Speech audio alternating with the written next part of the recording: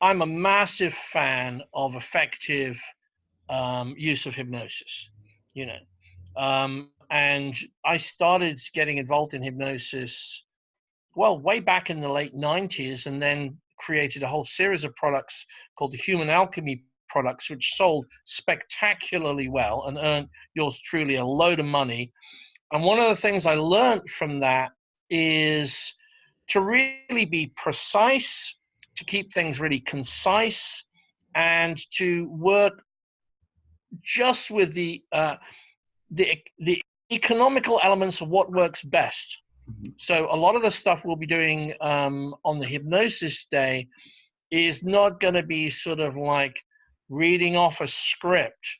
Now, as you begin to relax further, we're not doing any of that shit.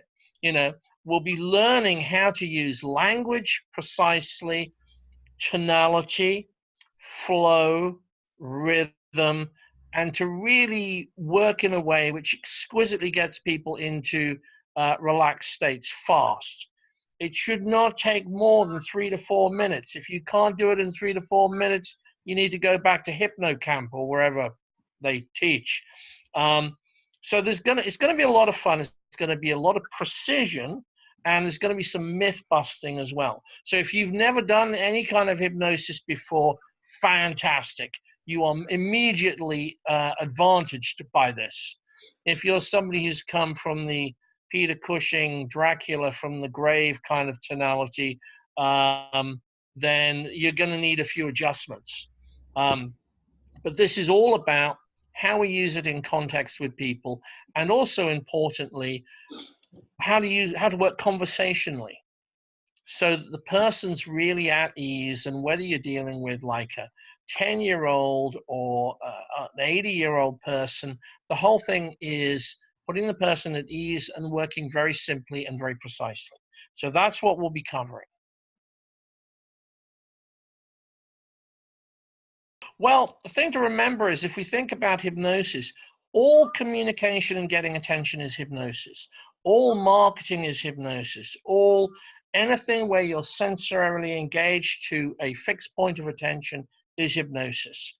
There's a lot of myths where people talk about, the idea of, you have your cape and your sort of magic hands, and you usually start off with some, what I call like vampire-esque kind of tonality, which is something like, no, we don't want any of that.